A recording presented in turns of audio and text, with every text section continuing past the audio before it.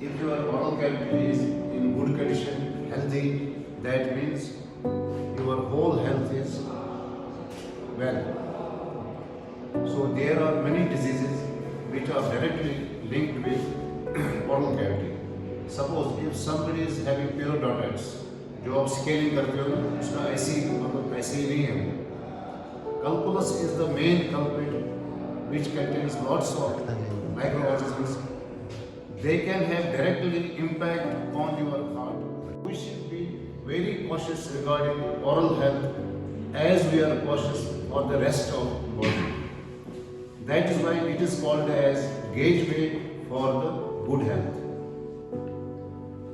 So that is why it is recommended we should do dental checkups every 6 monthly at least, so that a professional, a qualified dentist, they can detect any disease, whether it is caries, whether it is periodontitis, gingivitis, whatever it is, in early stages.